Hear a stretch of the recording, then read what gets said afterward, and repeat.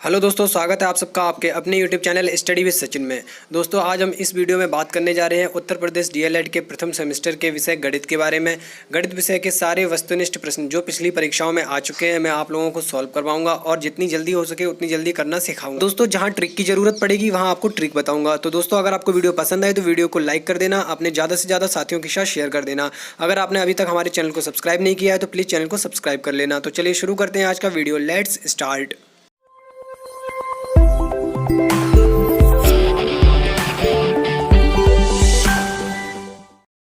तो चलिए दोस्तों, शुरू करते हैं हमारे पहले सवाल से। पहला सवाल जो आपको स्क्रीन पर दिख रहा है ये बोर्ड मास के नियम से सॉल्व होगा। अगर आपने बोर्ड मास नियम नहीं पढ़ा है तो आप जाकर लिंक डिस्क्रिप्शन में है, वीडियो को देख सकते हैं। मैंने बोर्ड मास के ऊपर एक वीडियो डाल रखी है। तो साथियों, हम यहाँ पे जल्दी से जल्दी सवाल को सॉल्व करने की कोशिश करेंगे। ठीक है साथियों, आपका यहाँ पे लिखा हुआ है 5/8 और धन में आपका लिखा हुआ है 3/4 गुणा में 2/6। तो बोर्ड मास के अकॉर्डिंग पहले हम खोलेंगे गुणा का चिन्ह, यानी आपका ये देखिए 3 दूनी 6 और 2 दूनी 4, यानी आपका यहाँ पे आप अब यहाँ देखेंगे ऊपर 1 और 1 बच रहा है तो उनका गुणा हो गया आपका 1 एकन 1 और नीचे आपका 2 दूनी 4 हो गया। अब साथियों, जो हमारा सवाल रह गया है वो रह गया है केवल 5/8 धन आपका 1/4। इनको एलसीएम लेके जोड़ लेंगे और अगर हम इनको एलसीएम लेके जोड़ते हैं, देखिए साथियों, हम 1/4 को लिख सकते हैं 2/8। हमने 2 से ऊपर नीचे गुणा कर दिया तो आपका ये हो गया, हर समान हो गए तो आपका हो गया 7/8। ये हमारा आंसर आ गया। ठीक है साथियों, ऑप्शन आपका दा यानी विकल्प दा आपका सही है। बढ़ते हैं हमारे अगले प्रश्न 2 पर। देखिए साथियों, हम इन क्वेश्चंस को जल्दी से जल्दी सॉल्व करेंगे, इसलिए आप बिल्कुल कंफ्यूज ना हो। जो मैं एक बार में बोलूंगा आप उसको क्लियरली समझते चलें। देखिए साथियों, यहाँ आपसे पूछा जा रहा है 36, 48 और 60 का लासा। तो 36, 48 और 60 का जो लासा होता है वो कैसे निकालते हैं हम, आप निकाल लीजिए, चाहे तो अभाज्य गुणनखंड विधि से चाहे भाग विधि से। तो देखिए साथियों, हम निकालेंगे 36, 48 और 60। अब पहले तो आप ये याद रखिए कि 36, 48 और 60 को हम मैक्सिमम किस गुणनखंड से काट सकते हैं। तो हम यहाँ देखेंगे कि 12 से पूरा पूरा ये कट रहा है। ठीक है, 12 तिया 36, 12 चौके 48 और 12 पंचे 60। यहाँ आपका जो लासा निकल के आएगा वो होगा 12 गुणा 3 गुणा 4 गुणा 5। तो ये आपका हो गया 5 चौके 20 तिया 60 और 12 का 60 में अगर गुणा करेंगे तो 720। ये आपका आंसर सही हो गया। चलिए साथियों, बढ़ते हैं अगले प्रश्न 3 पर। यहाँ हमसे पूछा जा रहा है 12, 24 और 36 का मासा निकालिए, यानी महत्तम समापवर्तक। तो दोस्तों, महत्तम समापवर्तक और लघुत्तम समापवर्तक पर भी मैं एक वीडियो बना चुका हूं, आप जाके देख सकते हैं। प्लेलिस्ट में वो वीडियो आएगी, आपकी प्लेलिस्ट यहाँ पर ऊपर आई बटन पे आ रही होगी। ठीक है साथियों, अब चलते हैं हमारे इस प्रश्न को, देखें कैसे करेंगे इसको। तो यहाँ आप देखेंगे कि 12, 24 और 36 का मासा अगर हम निकालें तो 12 आएगा। क्यों आएगा? क्योंकि 12 ही वो बड़ा से बड़ा फैक्टर है, वो बड़े से बड़ा गुणनखंड है जो इन तीनों संख्याओं को काटेगा, और बड़े से बड़ा गुणनखंड जो दी हुई संख्याओं को काट दे वही हमारा मासा होता है। आगे बढ़ते हैं अगले सवाल की तरफ। देखिए साथियों, अब देखते हैं सवाल नंबर 4 को। सवाल नंबर 4 में आपसे पूछा जा रहा है कि दो संख्याओं का लासापा और मासापा क्रमशः 900 व 15 है। इनमें से एक संख्या 225 है तो दूसरी संख्या होगी। तो साथियों, ये आपका निकलेगा, एक फॉर्मूला होता है लासा गुणा मासा बराबर पहली संख्या गुणे दूसरी संख्या। अब देखिए साथियों, जब हम पहली संख्या और दूसरी संख्या का गुणा कर रहे हैं तो दूसरी संख्या हमें निकालने के लिए पहली संख्या से इनके गुणा में भाग देना पड़ेगा। अब वो करेंगे कैसे, आप यहाँ स्क्रीन पर देखिए। देखिए साथियों, हम लिखेंगे पहली संख्या, यानी एक संख्या हमने मान ली x और गुणा में दूसरी संख्या जो आपकी हो गई 225। ठीक है साथियों, आपका बराबर में होगा 900 और गुणा में आपका होगा 15, क्योंकि लासा गुणा मासा ये फॉर्मूला होता है। अब यहाँ से अगर हम x का मान निकालेंगे तो साथियों ये 225 इनके नीचे आ जाएगा और कट जाएगा। कैसे कटेगा, देखिए 15 हम यहाँ डायरेक्ट काट देते हैं। 15 15 बार में, यानी 15 इंटू 15 होता है आपका 225, तो ये 15 बार में कट गया। अब 15 से 900 काटेंगे तो 15 छिक्का 90, ये 6 बार में और एक 0 बच गई, यानी हमारा x का जो मान निकल के आया वो 60। यानी हमारी जो अगली संख्या होगी, एक और जो दूसरी संख्या निकालनी थी वह 60 होगी। विकल्प दा आपका सही है। अब साथियों, बढ़ते हैं हमारे अगले प्रश्न संख्या 5 की तरफ। देखिए, इसमें आपसे पूछा गया है ऐसी संख्याएं जो 2 से भाज्य नहीं है उन्हें क्या कहते हैं। तो दोस्तों, जो संख्याएं 2 से भाज्य नहीं होती हैं उनको कहा जाता है विषम संख्याएं। ठीक है साथियों, आपको ये याद रखना है, विषम संख्याएं। अगले प्रश्न 6 को देखते हैं। 2, 4, 6, 8 आदि संख्याएं हैं। तो दोस्तों देखिए, ये सभी संख्याएं 2 से विभाजित हो रही हैं और आगे इसी प्रकार अगर ये सीरीज चलती रही तो सारी संख्याएं 2 से विभाजित होंगी, और वो सब संख्याएं जो 2 से विभाजित होती हैं उनको हम कहते हैं सम संख्याएं। आपका विकल्प आ सही है। चलिए दोस्तों, बढ़ते हैं अगले प्रश्न 7 की तरफ। अगले प्रश्न में यहाँ हमसे पूछा जा रहा है संख्या 4 √3 है। तो दोस्तों जब भी किसी संख्या पे अंडर रूट लगा हो और आपसे पूछा जाए संख्या क्या है, परिमेय या अपरिमेय, तो आप क्या बताएंगे? अपरिमेय। कौन सी संख्या होती है? अपरिमेय। ठीक है साथियों, बढ़ते हैं अगले प्रश्न की तरफ। अगला प्रश्न हमारा जो प्रश्न 8 है वह हमसे पूछ रहा है कि परिमेय संख्या को P/Q के रूप में व्यक्त कर सकते हैं। तो देखिए दोस्तों ये एकदम सत्य बात है, परिमेय संख्या को P/Q के रूप में ही लिखा जाता है। ठीक है साथियों, यहाँ एक कंडीशन और होती है जहाँ पे Q 0 के बराबर नहीं होना चाहिए। चलिए बढ़ते हैं अगले प्रश्न की तरफ। यह हमारा अगला प्रश्न है प्रश्न संख्या 9, जिसमें पूछा जा रहा है कि मूल्यांकन से किन पक्षों से संबंधित सूचना प्राप्त होती है। तो देखिए दोस्तों आपकी परिमाणात्मक और गुणात्मक दोनों ही पक्षों से संबंधित सूचना प्राप्त होती है मूल्यांकन से। ठीक है साथियों, मापन से केवल आपकी परिमाणात्मक प्राप्त होती है, गुणात्मक नहीं प्राप्त होती है। लेकिन यहाँ मूल्यांकन की बात की जा रही है तो इससे दोनों ही प्रकार की सूचना प्राप्त होती है, यानी आपका विकल्प सा सही होगा, आ तथा व दोनों। बढ़ते हैं अगले प्रश्न 10 की तरफ। देखिए साथियों प्रश्न संख्या 10 में आपसे पूछा जा रहा है 25 किलोग्राम शक्कर और 30 किलोग्राम गुड़ को किस बड़े से बड़े बांट द्वारा पूरा तौला जा सकता है। तो साथियों आपको यहाँ पर कुछ नहीं करना है, बस इन दोनों नंबर्स का मासापा यानी HCF निकालना है। तो इन दोनों नंबर्स का HCF आप देखेंगे, अपने ऑप्शन को चेक कीजिए कि वह कौन सा बड़े से बड़ा फैक्टर है। HCF मतलब हाईएस्ट कॉमन फैक्टर, जो इन दोनों नंबर को काट देगा। आप अपने ऑप्शन चेक करेंगे तो आपको मिलेगा 5 वह बड़ी सी बड़ी संख्या है, 5 किलोग्राम हमारा वो नंबर होगा जो इन दोनों शक्कर के और गुड़ के भारों को अलग अलग पूरा तौल देगा। ठीक है दोस्तों, ये आपका बाट होगा। तो साथियों आपको ये बात समझ में आई होगी कि इस प्रश्न में हमसे मासापा पूछा जा रहा था।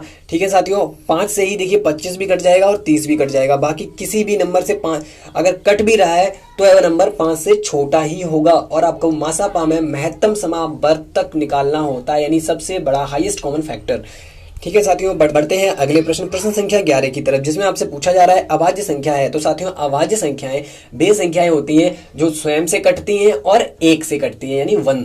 ठीक है साथियों, तो यहाँ पे आपको एक नंबर दिख रहा होगा 2, जो सिर्फ 1 से कटेगा यानी 1 से कटेगा और खुद 2 से कटेगा।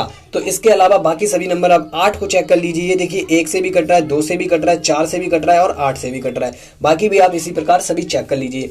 लेकिन यहाँ पर अगर हम अभाज्य संख्याओं की बात करें तो इसके केवल 2 गुणनखंड होते हैं, जिसमें एक तो ये 1 आता है और दूसरा वह संख्या स्वयं आती है। ठीक है साथियों, यहाँ आपका जो विकल्प बा है वह सही होगा। अब बढ़ते हैं हमारे अगले प्रश्न संख्या 12 की तरफ।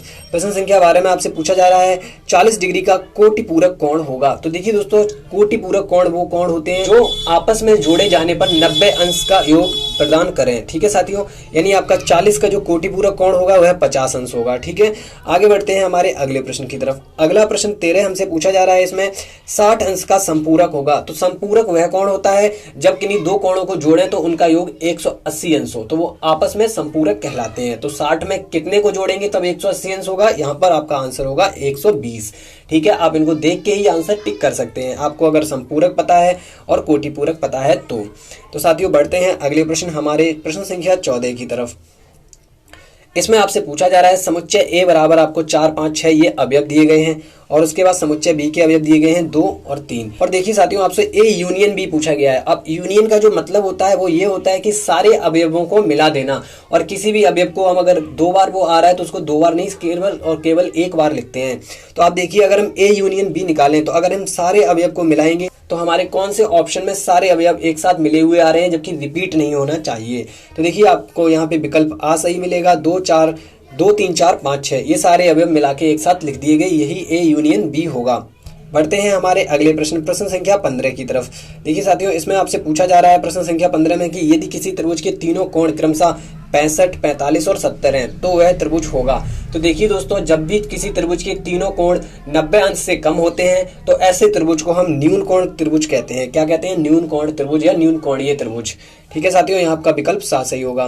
बढ़ते हैं आगे हमारी प्रश्न संख्या 16 की तरफ। देखिए साथियों इसमें आपसे पूछा जा रहा है संख्या 1/1.2 कॉमा संख्या 2/1.5 कॉमा संख्या 2/0.6 तथा 4/0.9 इनका लघुत्तम समावर्तक होगा। तो देखिए दोस्तों जब भी भिन्न का लघुत्तम समावर्तक यानी एलसीएम निकालते हैं तो हम करते क्या है, जो अंश होता है उसका एलसीएम लेते हैं और जो हर होता है उसका एचसीएफ लेते हैं यानी मासा लेते हैं। यहाँ आपको जो आपके अंश है उनका लासा लेना पड़ेगा और नीचे जो हर दिया गया है उसका मासा लेना पड़ेगा। अगर आप इस प्रकार इसको सॉल्व करेंगे तो देखिए दोस्तों, आपका जो आंसर आएगा वो यहाँ पे निकल के आएगा विकल्प सा 40/3। अब मैं बता देता हूँ आपको ये कैसे आएगा। पहले तो आप इन भिन्न को, ये जो दशमलव है इसको हटाने के बाद हम ऊपर लिखेंगे 10/12, ऐसे करके सबको लिख लीजिए 20/15 और आपका ये आपका 20/6 और यहाँ पे आपका है 40/9। तो आप देखेंगे, देखिए साथियों 12, 15, 6 और 9 इनका जो मासापा होगा, मैंने आपसे कहा है कि जो हर लिखा है नीचे उसका मासा निकालना है और ऊपर जो अंश लिखा है उसका लासा निकालना है।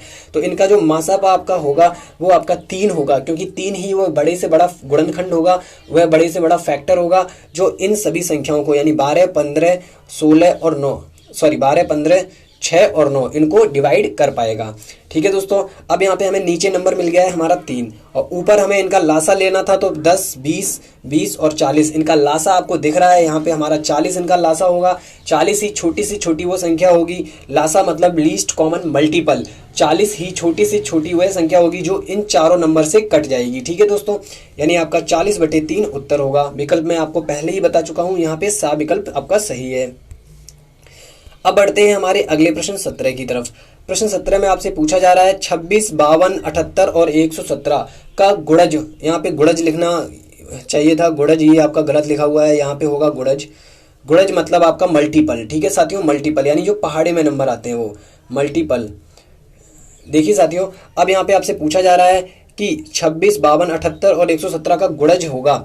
तो देखिए दोस्तों, आपको पता है कि ये 13 के पहाड़े में आते हैं, बाकी किसी के पहाड़े में नहीं आते हैं ये सारे नंबर, तो 13 ही इनका गुणज होगा। क्या विकल्प आपका सही है। ऐसे ही साथियों प्रश्न संख्या 18 में आपसे पूछा गया है संख्या 68, 102, 51 और 153 का गुणज होगा। तो देखिए साथियों, ये संख्या किसके पहाड़े में आती है, यानी विकल्प में दिए गए किन नंबरों से ये सारी संख्याएं कट जाएंगी। ठीक है दोस्तों, तो आपको यहाँ पे मिलेगा आंसर 17, यानी कि विकल्प आ आपका सही होगा। देख लीजिए आप खुद ही चेक करके, 17 से ये सारे नंबर कट जाएंगे। 17 के 68 ये आपका होता है 17 का 102, 17 51 और अगर हम 153 को काटें तो 17 निम्मा 153। ठीक है साथियों, ये आपके इस प्रकार कट जाएंगे 17 से।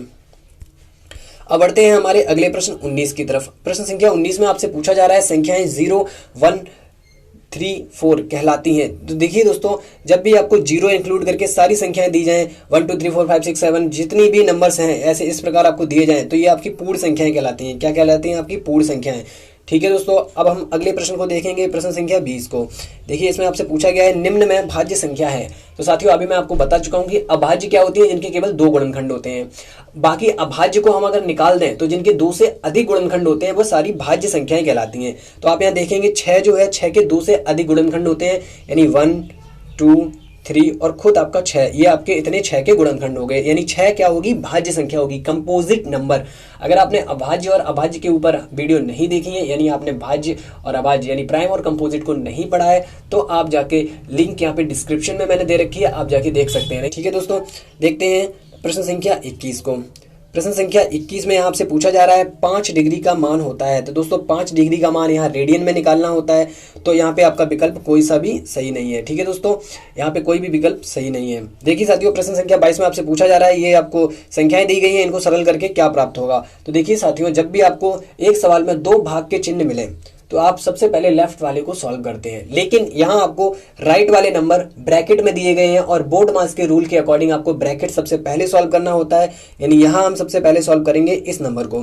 तो आप 6 से अगर 48 को भाग करेंगे तो यहाँ आपका देखिए कितना बच जाएगा, 2880 और डिवाइड आपका 8 6 48 यानी 8 बचेगा। अब 8 से आप इस नंबर को डिवाइड कीजिए तो आपका आएगा 8 3 24, 8 6 48 और 1 0, यानी आपका यहाँ पे बचा है केवल और केवल 360। ठीक है दोस्तों, ये आपका विकल्प बात सही होगा। देखिए साथियों, आपका प्रश्न संख्या 23 में पूछा जा रहा है एक गोले का आयतन 36 पाई घन सेंटीमीटर है, तो उसकी त्रिज्या होगी।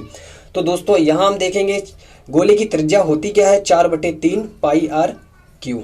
ठीक है साथियों, अब इसी से हम इस सवाल को सॉल्व करेंगे। देखिए हमें यहाँ पे कंपेयर अगर हम करें तो यहाँ पे 36 पाई दिया गया है और ये हमारा फॉर्मूला होता है, तो पाई कैंसिल हो गया, आपका बचेगा कितना, आपका बचेगा 4/3 r क्यू बराबर 36। ठीक है दोस्तों। अब देखिए यहाँ से हम देखें अगर, तो आपका देखिए 4 से ये 36 कट रहा है 9 बार में, और आपका ये 3 जो है जो नीचे यहाँ 9 से गुणा हो जाएगा, तो आर क्यूब आपका निकल के आया 9 तिया 27। अब यहाँ से अगर आप क्यूब रूट यानी कि घनमूल लेते हैं तो ये बचेगा आर, और यहाँ आपका हो जाएगा 27 का घनमूल 3, यानी आपका जो उत्तर निकल के आया वो आया 3 सेंटीमीटर। ठीक है दोस्तों, उम्मीद करता हूँ आपको सवाल समझ में आया होगा, और अगर आपको वीडियो पसंद आ रही है तो वीडियो को लाइक कर देना। अगर आपने अभी तक हमारे चैनल को सब्सक्राइब नहीं किया तो प्लीज सब्सक्राइब कर लेना, क्योंकि भाई वीडियो बनाने में बहुत मेहनत लगती है दोस्तों। चलिए साथियों, बढ़ते हैं हमारे अगले प्रश्न की तरफ। अगला प्रश्न यहाँ हमसे 24वां प्रश्न में पूछा जा रहा है, a प्लस बी का होल स्क्वायर का मान है। तो देखिए दोस्तों, ये फॉर्मूला होता है जिसका मान ये होता है a square plus B square plus 2ab। आगे बढ़ते हैं अगले प्रश्न 25 की तरफ, जिसमें आपसे पूछा जा रहा है 5 सही 3/2 को विषम भिन्न में बदलने पर मान प्राप्त होगा। तो आप बदलिए इसको, 2 पंचे 10 और उसमें हम 3 जोड़ेंगे तो 13/2 आंसर आपका सही होगा। अब बढ़ते हैं हमारे अगले प्रश्न 26 की तरफ। उचित भिन्न है, तो दोस्तों उचित भिन्न उन भिन्नों को कहा जाता है जिनमें आपका अंश जो होता है वो हर से छोटा होता है। ठीक है दोस्तों, अंश जो होता है वो हर से छोटा होता है, या आप यूं कह लीजिए कि जिन भिन्नों को हम सही बटे के रूप में नहीं लिख सकते वह सारी उचित भिन्न होती हैं। तो यहाँ पे जो आपका आंसर सही होगा वो ऑप्शन आपका बा सही होगा। ठीक है दोस्तों, 9/17। आगे बढ़ते हैं हमारे अगले प्रश्न 27 की तरफ, जिसमें आपसे पूछा गया अनुचित भिन्न। तो उचित जैसे मैंने आपको बताई है उसकी जस्ट अपोजिट अनुचित होती है, यानी कि वे सभी भिन्न जिनमें अंश उसके हर से बड़ा हो, यानी जिनको हम सही बटे के रूप में लिख सकें, वो सारी अनुचित भिन्न कहलाती है, इम्प्रॉपर फ्रैक्शंस। ठीक है दोस्तों, यहाँ आपका जो आंसर सही होगा वह विकल्प दा सही होगा, 20/3। ठीक है दोस्तों, आगे बढ़ते हैं अगले प्रश्न हमारे प्रश्न संख्या 28 की तरफ। इसमें आपसे पूछा जा रहा है कौन सा भिन्न सबसे बड़ा है। तो दोस्तों, कौन सा भिन्न सबसे बड़ा है ये जानने के लिए आपको क्या करना पड़ेगा, यहाँ पे सबको दशमलव में बदल लीजिए। ये आपका आ गया 0.7, 10 से देखिए भाग देंगे तो 0.7 आएगा। यहाँ आपका आएगा, देखिए ये आप अगर भाग देंगे तो 0.7 पंचे 35। ठीक है, फिर आपका 5 बचा, फिर आपका हो जाएगा 7 सत्ते 49। ठीक है, अब ये इसी प्रकार आगे चलता रहेगा। अब इस वाले नंबर को हम बदलें तो 0 दशमलव लगाएंगे यहाँ पर, 11 सत्ते 77, और फिर आपका 77 के बाद 3 बच रहा है 80 होने के लिए, तो आपका हो गया 11 दूनी 22। ठीक है दोस्तों, अब अगले को देखते हैं हम यहाँ पे। ये आपका हो गया 0.8 छिंग 48, फिर आपका 2 बचा तो 8 दूनी 16। अब यहाँ आप देखेंगे कि आपकी सबसे बड़ी जो भिन्न है कौन सी है, ये वाली। ठीक है दोस्तों, यानी आपकी सा विकल्प आपका सही है, 8/11 सबसे बड़ी भिन्न है। दोस्तों बढ़ते हैं अगले प्रश्न 29 की तरफ। इसमें आपसे पूछा गया है इन नंबर्स का योगफल। तो दोस्तों यहाँ पर इन नंबर का अगर आप योगफल निकालेंगे तो यहाँ आपका विकल्प द कोई नहीं, ये आपका आंसर आएगा। ठीक है दोस्तों, अब साथियों बढ़ते हैं प्रश्न 30 की तरफ। यहाँ आपसे पूछा जा रहा है संख्या 4334 विभाज्य होगी। तो दोस्तों अगर हम यहाँ विभाजकता नियम पढ़ते हैं तो उससे अकॉर्डिंग निकालेंगे तो ये आपकी 3 से और 6 से दोनों से विभाज्य होगी। तो यहाँ पे आपके विकल्प गलत दे दिए गए हैं, 2 विकल्प कभी सही नहीं होते हैं, तो ये आपके विकल्प मिसप्रिंट हो चुके हैं। देखिए प्रश्न संख्या 31 में आपसे पूछा जा रहा है 40 1200 का कितना प्रतिशत है। हमने मान लिया 40 जो है वो 1200 का x प्रतिशत है। तो दोस्तों यहाँ हम निकालेंगे x प्रतिशत यानी x/100 बराबर में आपका आ जाएगा 40। ठीक है दोस्तों, अब ये 2 0 कट गई, आपकी x बराबर आपका निकल के आया 40/12। ठीक है दोस्तों, यहाँ अगर हम काटें देखिए 4 से तो 4 तिया 12, 4 धाई 40, आपका आ गया 10/3। और 10/3 जो होता है उसको हम लिख सकते हैं 3 सही 1/3, यानी आपका ये इतना प्रतिशत है, ये आपका विकल्प सही है। अब बढ़ते हैं आगे अगले प्रश्न संख्या 32 की तरफ। देखिए इसमें आपसे पूछा जा रहा है कि 700 का 35 है। तो यहाँ पे आपको पूछा जा रहा है कि 700 का 35 जो है वो कितना प्रतिशत है। अब देखेंगे हम कितना प्रतिशत निकल के आएगा। तो 700 का उसी प्रकार हम फिर से करेंगे। तो अगर मैं आपको यहाँ पे डायरेक्ट करना सिखाऊं तो आप डायरेक्ट लिखिए x बराबर या जितनी परसेंटेज निकाल लें उसके बराबर में 35 आपका जो है उसको लिखेंगे और गुणा लगाएंगे और 100 लिखेंगे। जो यहाँ x के साथ नीचे होता है वो ऊपर चला जाता है और ये 700 नीचे आ जाएगा। अब यहाँ देखिए 2 0 ये कट गई, 7 पंचे 35, यहाँ आपका आंसर निकल के आएगा विकल्प बा। अब बढ़ते हैं अगले प्रश्न संख्या 33 की तरफ। इसमें आपसे पूछा जा रहा है ₹500 का 20% वही होगा जितना कि। अब देखिए यहाँ आपको विकल्प भी सॉल्व करने पड़ेंगे, और उससे पहले अगर हम देखें कि इसमें कुछ ट्रिक अगर काम करती है कि विकल्प को हम सारे विकल्प ना सॉल्व करें, हम केवल वही विकल्प सॉल्व करें जिसमें हमारा आंसर हो। तो यहाँ आपसे पूछा गया है कि 500 का 20%, पहले तो हम ये निकाल लेते हैं कि 500 का 20% कितना होगा। तो डायरेक्ट आप 500 का 20% निकालिए, ये यूँ इस प्रकार निकालेंगे। ठीक है दोस्तों, और ये 2 0 कट गई, आपका निकला 20 पंचे 100, यानी 500 का 20% आपका निकल गया है 100। अब आप देखिए किन दो नंबर्स को गुणा करने पर यहाँ पे 100 हमें मिल सकता है। तो देखिए दोस्तों यहाँ अगर आप देखिए अगर हम 7 दिया करें तो ये 21 हो रहा है, ये यहाँ पे नहीं आएगा। 5 चौके 20 हो रहा है, ये भी नहीं आएगा। 25 सिक्का 150 हो रहा है, ये भी नहीं आएगा। अब देखिए यहाँ पे हमारा जो विकल्प बचा है वो ये विकल्प बा बचा है, इसको हम जल्दी से सॉल्व कर लेते हैं। ये आपका आ रहा है, ये यहाँ जो परसेंटेज लिखा हुआ है 12 से 1/2, इसका मतलब हो गया 12.5%, यानी कि 25/2%। ठीक है दोस्तों, अब देखते हैं अगर हम 12.5% अगर इसकी निकालें यानी 12.5, इसको डायरेक्ट लिख सकते हैं हम। क्या लिख सकते हैं, 800 की 12.5% यानी 12.5/100। अब देखिए ये जीरो कट गई, 8, अब 8 का अगर हम इसमें गुणा करेंगे तो एक तो होता है 12 8 96 और 5 8 40, यानी आपका 96 और 4 को अगर हम जोड़ें तो कितना आएगा 100। अब देखिए मैंने ये कैसे गुणा कर दिया, इस 12 का केवल गुणा किया है 8 में तो आपका आया 96, और 0.5 का गुणा किया है 8 में तो आपका आएगा 40, यानी पॉइंट से जीरो हट जाएगी, तो 96 और 4 आपका हो गया 100। यानी कि आपका इसका जो 20% निकल के आया वो आपका बा विकल्प में आपका 800 के 12.5% के बराबर निकल के आया, यानी 100 और 100 दोनों निकल के आया, यानी आपका बा विकल्प सही है। अब बढ़ते हैं अगले प्रश्न, प्रश्न संख्या 34 की तरफ। देखिए दोस्तों, इसमें आपसे पूछा जा रहा है कि 5897 में 8 का स्थानीय मान। तो दोस्तों यहाँ आप देख के ही बता सकते हैं, 8 आपके सैकड़े प्लेस पे है, यानी कि 100वें स्थान पर है, तो यहाँ आप देखेंगे कि 800 आपका सही होगा। अब देखिए दोस्तों, यहाँ आपसे अगले प्रश्न में पूछा जा रहा है कि इस संख्या में 3 का जातीय मान। तो जातीय मान को हम कहते हैं फेस वैल्यू है, आपको उसको जातीय मान को बोला जाता है फेस वैल्यू। तो फेस वैल्यू किसी भी नंबर की फेस वैल्यू या जातीय मान वह संख्या स्वयं ही होती है, यानी अगर 3 दिया गया है तो 3 का खुद 3 ही होगा। ठीक है दोस्तों, अब बढ़ते हैं अगले प्रश्न 36 की तरफ। प्रश्न 36 में आपसे पूछा जा रहा है 5.7 में 7 का स्थानीय मान होगा। तो देखिए दोस्तों, 7 जो है वो आपका दशमलव के जस्ट बाद लिखा हुआ है, यानी कि दशमलव के बाद कोई नंबर लिखा रहता है तो हम उसको कैसे लिखते हैं, 1/10 के रूप में लिखते हैं ना। ठीक है दोस्तों, यानी आपका जो विकल्प यहाँ पे सही होगा वो 7/10, यानी आपका 7 लिखा हुआ है। अब देखिए मैं आपको निकाल के दिखा देता हूँ, यहाँ पे निकाल के यहाँ पे आपको दिखाता हूँ कि 5.7 अगर लिखा है तो 5 का तो आप भाई इधर लिख लीजिए, ये 5 रहेगा। ठीक है, लेकिन आपका जो 5 तो इकाई यानी पहले स्थान पर है, लेकिन यहाँ पे जो आपका 7 है वो दशमलव के बाद काउंटिंग जब शुरू होती है तो आपकी ऐसी होती है 10वें स्थान पर है। किसमें, 10वें स्थान पर, क्योंकि ये आपका आएगा 0.7 और इसको हम लिख सकेंगे 7/10। ये यानी आपका जो स्थानीय मान निकल के आएगा वो आपका आएगा 7/10। अब बढ़ते हैं आगे अगले प्रश्न की तरफ। देखिए दोस्तों, प्रश्न संख्या 37 में आपसे पूछा जा रहा है 25.12, 7.56 और 3.47 का योग होगा। तो देखिए दोस्तों, यहाँ हम इनको जोड़ना स्टार्ट करते हैं। 7 और 6 13 और 2 15।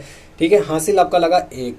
अब अगले नंबर को जोड़ते हैं, 4 और 5 9 और 1 10, और ये हासिल वाला 1 10 और 1 हो गया 11 है आपका, यानी इतना आ चुका है हमारे पास, फिर से हासिल लग गया 1। उसके बाद हम जोड़ेंगे 3 और 7 10 और 5 15 और ये एक हासिल आपका हो गया 16। ठीक है दोस्तों, अब फिर से आपकी हासिल लगी 1। अब यहाँ पे हमारे पास केवल 2 बचा है, 2 और 1 3, यानी आपका 0.2 अंक के बाद लगा हुआ 36.15 आंसर होगा। देखिए आपका जो विकल्प सही है वो विकल्प आ सही है। अब बढ़ते हैं अगले प्रश्न, प्रश्न संख्या 38 की तरफ। इसमें आपसे पूछा जा रहा है कि 432 गुणा 7 का मान होगा। तो आप जल्दी से गुणा करके मान निकाल लीजिए। 7 दूनी 14, 1 हासिल लगा, 7 या 21 और 1 22 हासिल लगा 2 और 7 चौके 28 2 30, यानी आपका 30 24 आंसर सही होगा, यानी विकल्प बा आपका सही है। ठीक है दोस्तों, अगले प्रश्न की तरफ बढ़ते हैं। प्रश्न संख्या 39 में आपसे पूछा जा रहा है इसको हमें सरल करने पर क्या प्राप्त होगा। तो हम जोड़ लेते हैं जल्दी से। तो 28 और 3 कितना होता है आपका 31, और 31 में गुणा करना है 5 का, तो 5 1 5 5 दिया आपका होता है 15। ठीक है दोस्तों, यहाँ आपका आ गया 155, ये आपका विकल्प सही है। अब बढ़ते हैं हमारे अगले प्रश्न, प्रश्न संख्या 40 की तरफ। इसमें आपसे पूछा जा रहा है कि अगर हम 1275 में 25 से भाग करें तो उसका मान कितना होगा। तो दोस्तों देखिए, यहाँ हमें बहुत ही सरलता से इनको इस प्रकार लिख के आप करेंगे तो जल्दी आंसर आपका आ जाएगा, इस ऐसे करके। ठीक है, यहाँ आप 5 से काटिए, 5 दूनी 10, 5 पंचे 25 और 5 पंचे 25, और इसको काटेंगे 5 पंचे 25। अब आपका बचा है 255 में 5 से भाग देना है, तो 5 पंचे 25, 5 1 5 आपका आएगा 51। विकल्प आपका द सही है। अब दोस्तों बढ़ते हैं हमारे अगले प्रश्न, प्रश्न संख्या 41 की तरफ। प्रश्न संख्या 41 में आपसे पूछा जा रहा है कि इनका मान क्या होगा। तो दोस्तों देखिए, यहाँ प्लस लगा है और यहाँ माइनस लगा है, जब इनका गुणा होगा आपस में तो ये हो जाएगा माइनस, यानी 3/5 माइनस 2/5, यानी 3 में से 2 घट के आपका आ गया 1/5। ये उत्तर आपका सही होगा, विकल्प आ आपका सही है। अब बढ़ते हैं हमारे अगले प्रश्न, प्रश्न संख्या 42 की तरफ। देखिए, इसमें आपसे पूछा जा रहा है कि 24 जो है 80 का कितने प्रतिशत है। तो दोस्तों 24 80 का कितने प्रतिशत है, ये निकालने के लिए आपको 24 को ऊपर रखना होता है और 80 को नीचे, और यहाँ 100 से करेंगे गुणा। तो ये 0 कैंसिल हो गई आपकी, यहाँ पे 8 या 24 आपका निकल के आ गया 30%। कितना निकल के आ गया 30%, क्योंकि ये 3 का 10 में हो रहा है गुणा। दोस्तों यहाँ पे विकल्प बा आपका सही है। अब बढ़ते हैं दोस्तों अगले प्रश्न 43 की तरफ, जिसमें आपसे पूछा जा रहा है इस बहुपद का मान क्या होगा जोड़ने के बाद। यहाँ देखेंगे हम 8a को 3a से जोड़ेंगे तो आपका आ जाएगा 11a। ठीक है दोस्तों। और उसके बाद ये 3 भी जो है माइनस है और ये 3 भी प्लस है, ये आपस में घट के हो गए 0, यानी आपका बचा केवल 11A, यानी विकल्प आपका सा सही है। अगले प्रश्न 44 की तरफ बढ़ते हैं। इसमें आपसे पूछा गया है कि 13 की अनुवर्ती संख्या होगी। तो दोस्तों देखिए, अनुवर्ती का मतलब होता है आपकी आगे आने वाली, ठीक है। तो 13 की अनुवर्ती यहाँ पे होगी 14, कितनी होगी 14, ठीक है दोस्तों। अगले प्रश्न की तरफ बढ़ते हैं। अगला प्रश्न यहाँ हमारा है प्रश्न संख्या 45, जिसमें आपसे पूछा जा रहा है a प्लस बी गुणा a माइनस बी का मान होगा। तो देखिए दोस्तों, ये तो फॉर्मूला होता है, एक ब्रैकेट में अगर आपके कोई 2 नंबर प्लस में लिखें और वही 2 नंबर गुणा में अगले ब्रैकेट में माइनस में लिखें तो आपका होता है a square minus B square, ये आंसर सही होगा। अब आगे बढ़ते हैं अगले प्रश्न संख्या 46 की तरफ। 25% का दशमलव रूप यहाँ पे आपको बताना है। तो 25%, पहले तो आप देखिए 25% है उसको हम ऐसे लिखेंगे, ठीक है। प्रतिशत का चिन्ह हटाएंगे, बटे में लिखेंगे 100, और इसको अगर हम दशमलव में बदलें तो देखिए 2 0 है यहाँ पे, यानी 2 अंक बाद दशमलव आएगा, यानी 0.25 आपका आंसर सही होगा, यानी विकल्प बा आपका सही है। अब बढ़ते हैं अगले प्रश्न संख्या 47 की तरफ। इसमें आपसे पूछा गया है कि किस संख्या में 5 का स्थानीय मान सबसे अधिक है। देखिए, यहाँ जो 5 सारे आपको दिए गए हैं वो सभी दशमलव के बाद दिए गए हैं, और अगर हम देखें तो दशमलव के बाद जो दशमलव के सबसे ज्यादा नजदीक होता है उसका स्थानीय मान सबसे ज्यादा होता है, यानी आपका जो विकल्प सही होगा वह विकल्प सा सही होगा। अब बढ़ते हैं हमारे अगले प्रश्न संख्या 48 की तरफ। देखिए दोस्तों, इसमें आपसे पूछा गया है कि 2 संख्याओं का मासा 35 और उनका जो लासा है वो 525 है। यदि उनमें से एक संख्या ये है आपकी 175, तो दूसरी संख्या क्या होगी। तो दोस्तों, ये भी उसी प्रकार का क्वेश्चन है जो मैंने आपको पीछे कराया है कि संख्याओं का गुणनफल बराबर लासा गुणे मासा। अगर एक संख्या आपकी 175 है तो देखिए इनका मासा 35 और लासा 525, और 175 यानी एक संख्या है जो उससे आप भाग दे देंगे तो दूसरी संख्या आपको मिल जाएगी। अब अगर हम यहाँ काटेंगे तो देखिए दोस्तों, ये आपका कट रहा है ये नंबर 5 से, तो आपका देखिए 35 एकम 35 5 बार में पूरा कट जाएगा, ठीक है दोस्तों। अब इसको हम काटेंगे 5 एकम 5, ये भाग नहीं जाएगा तो 0, और 5 पंचे 25, यानी आपका आंसर जो सही होगा वह 105, विकल्प दा सही होगा।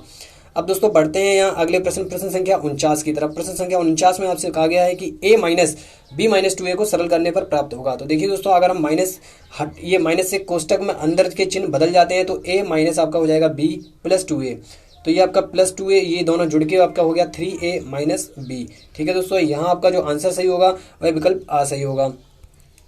अब बढ़ते हैं हमारे अगले प्रश्न संख्या 50 की तरफ। यहाँ आपसे पूछा गया है 4 का 3% है। तो यहाँ आपसे देखिए इस प्रकार क्वेश्चन पूछा गया है कि 4 का 3 कितना प्रतिशत होगा। तो 3 को ऊपर लिखेंगे और 4 को नीचे लिखेंगे, गुणा करेंगे 100 से। तो दोस्तों ये आपका आ गया 25 बार में 25 दिया, आपका होता है 75, यानी आपका 75% आंसर सही है, विकल्प दा आपका सही है। दोस्तों हम क्वेश्चंस को थोड़ा जल्दी कर रहे हैं ताकि आपको वीडियो आसानी हो देखने में, आप जल्दी से जल्दी सारे क्वेश्चंस को देख लें। और अगर आपको ये क्वेश्चन डिटेल में समझने हैं तो क्वेश्चन तो भाई डिटेल में बहुत सारे आपको यूट्यूब चैनल पे मिल जाएंगे। आपको बस इनको बहुत जल्दी करना आना चाहिए ताकि आप परीक्षाओं में जब बैठे तो आपका समय बचे। आपको जल्दी के साथ साथ एक चीज़ और ध्यान रखनी है, एक्यूरेसी, आप क्वेश्चन सारे सही करें। अब दोस्तों बढ़ते हैं हमारे अगले प्रश्न 51 की तरफ। यहाँ आपसे पूछा जा रहा है कि आयत का प्रत्येक कोण होता है। तो दोस्तों आयत आपका इस प्रकार बनता है, ठीक है, जिसमें आमने सामने की भुजाएं जो होती हैं वो बराबर होती हैं, ऐसे इस प्रकार ये वाली भुजाएं आपकी बराबर होती हैं, और इनकी जो भुजाएं होती हैं उनमें आपस में 90 अंश का कोण होता है। कितने अंश का कोण होता है? 90 अंश का। तो दोस्तों आपका विकल्प बात सही है। अब देखिए दोस्तों अगले प्रश्न 52 की तरफ बढ़ते हैं। इसमें आपसे पूछा जा रहा है समांतर चतुर्भुज की सम्मुख भुजाएं होती हैं। देखिए समांतर चतुर्भुज की जो सम्मुख भुजाएं होती हैं वह आपकी समांतर होती हैं। ये देखिए इस प्रकार समांतर चतुर्भुज को हम बनाते हैं, ऐसे समांतर होती हैं और समान होती हैं, ठीक है, ये आपका विकल्प सा सही है। अब बढ़ते हैं हमारे अगले प्रश्न संख्या 53 की तरफ। इसमें आपसे देखिए दोस्तों पूछा जा रहा है किसी वृत्त का व्यास 4 सेंटीमीटर है तो वृत्त की त्रिज्या कितनी होगी। तो 4 अगर व्यास है तो त्रिज्या जो होती है वो व्यास की आधी होती है, यानी कितनी होगी 2 सेंटीमीटर, यानी विकल्प आपका सा सही है। अब बढ़ते हैं अगले प्रश्न संख्या 54 की तरफ। इसमें आपसे पूछा जा रहा है अर्धवृत्त में स्थित कोण का मान होता है। तो दोस्तों जब भी कोई कोण अर्धवृत्त में स्थित होता है यानी वो कोण इस प्रकार बनता है, इसके व्यास पे वो कोण बनता है, ठीक है। तो ये यहाँ ये कोण आपसे पूछा जा रहा है, ये हमेशा ही 90 अंश का होता है, विकल्प बा आपका सही है। बढ़ते हैं अगले प्रश्न 55 की तरफ। त्रिभुज का क्षेत्रफल। तो त्रिभुज का क्षेत्रफल जो होता है वो 1/2 आधार गुणा लंब, ये आपका फॉर्मूला होता है, ये आपको याद भी रखना है। देखिए प्रश्न 56 को देखेंगे। यहाँ आपसे पूछा जा रहा है किसी त्रिभुज की भुजाएं 6, 8 और 10 सेंटीमीटर है, उनका क्षेत्रफल होगा। तो दोस्तों ये मैं आपको यहाँ पे सवाल में बता दूं, इस सवाल को कैसे करेंगे। पहले तो आप देख लीजिए ये 6, 8 और 10 एक ट्रिपलेट बनता है समकोण त्रिभुज का। किसका? समकोण त्रिभुज का ट्रिपलेट होता है, जिसमें 10 आपका ये होता है और 6 और 8 ये दोनों में से कोई सी भुजाएं हो सकती हैं। तो यहाँ अगर हम देखें तो लंब आपका ये हो गया, आधार ये हो गया, और फॉर्मूला हम पीछे यहाँ पढ़ चुके हैं 1/2 लंब गुणा आधार। यानी आप चाहे लंब को आधा कर लीजिए चाहे आधार को आधा कर लीजिए और दूसरी भुजा से गुणा कर दीजिए, यहाँ 10 का कोई काम नहीं है। अब यहाँ देखेंगे हम तो 4 गुणा 6, इस 8 को हमने आधा कर लिया, 4 गुणा 6 आपका आया 24 वर्ग सेंटीमीटर।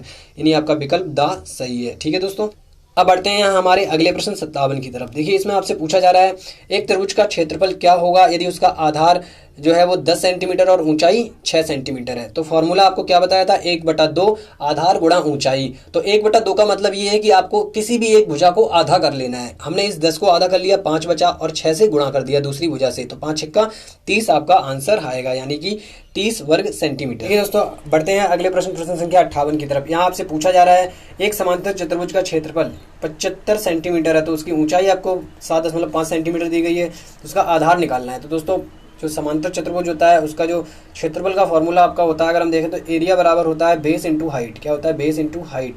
यहाँ आपको एरिया दिया गया है 75 और हमें एक यानी उसका बेस निकालना है, एक ये भुजा निकालनी है, तो हम हाइट को इसके नीचे ले आएंगे, यानी 7.5 बराबर में आपका आ गया h यानी हाइट। अब देखिए अगर हम इसको दशमलव को हटाएं तो यहाँ आपका 0 बढ़ गया, और 75 से इसको काटेंगे तो 10 बार में पूरा कट जाएगा, तो आपका जो ऊंचाई होगी वो आपकी क्या निकल के आएगी, 10 सेंटीमीटर। ठीक है दोस्तों, अब बढ़ते हैं हमारे अगले प्रश्न संख्या 59 की तरफ। देखिए दोस्तों प्रश्न संख्या 59 में आपसे पूछा जा रहा है यहाँ पे कि वह वृत्त जो किसी त्रिभुज की सब भुजाओं को बिना बढ़ाए स्पर्श करे तो कहलाता है।